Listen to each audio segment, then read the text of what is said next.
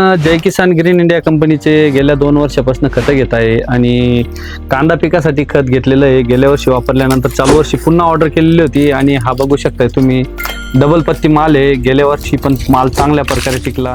ज्यावेळेस आम्ही खत घेत नव्हतो तेव्हा म्हणजे 1-1.5 महिन्यात चाळ फोडावं लागायची. आता जवळ 2.5-3 महिने झाले अजून चाळ फोडलेली नाही. म्हणजे असं होतं की खत टाकायच्या आधी आमच्या कांदेवनाचा रोग राहायचे, कांदे असे कवळे असे त्या राहायचे. टायमाला तुम्ही खतं कोणते वापरत होते? आपले रासायनिक खत वापरायचे. इतर शेतकऱ्यांना सांगा की जरूर सगळ्यांनी वापरावे.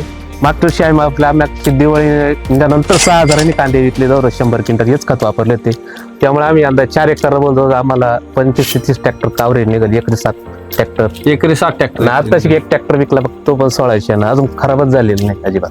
आणि गेल्या वर्षी किती एकराला वापरलं होतं? गेल्या फक्त 2 एकराला त्याच्यात 15-16 ट्रॅक्टर निघत होते. मी यंदा वाढून घेतले, कांदे जास्त लावले. आणि त्याच्या अगोदर तुमचे एकरी किती निघत होते रासायनिक वरचे कांदे? 3 ते 3.5. त्याच्यात पण महिन्यात खराब व्हायची.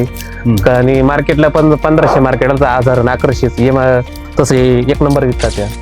2 एकरामध्ये गेल्या वर्षी किती ट्रॅक्टर निघाले होते? 15. गेल्या वर्षी जिथं 7 ट्रॅक्टर निघायचे तिथं 15 ट्रॅक्टर कांदे काढलेले 2 एकरामध्ये त्याच रानामध्ये. आणि चालू वर्षी पुन्हा 4 एकरासाठी घेतलं त्यांनी वापरलं. आणि मागची द्राक्ष बागेसाठी टाकली वापरले ते खत. तर द्राक्ष बागेला काय जाणवलं तुम्हाला? आमची काडी परिपक्व, मालेज, टर्नेज विनेज किंवा माल चांगला आला. आता काय परिस्थिती काय वाटते इतर बागांमध्ये ते खत टाकल्यानंतर? अजून तुमचे 1 नंबर बागेची जी काडी झालेली, आमच्या बागेच्या काड्याला मॅच्युरिटी लवकर आली. आणि जिला नाही टाकलं ते अजून युरियाच काढे आहे. तर बघू शकताय तिथं आजूबाजूला इतर शेतकरी बांधवांचे पण बाग आहेत, तर त्यांची काडी वगैरे झालेली नाही.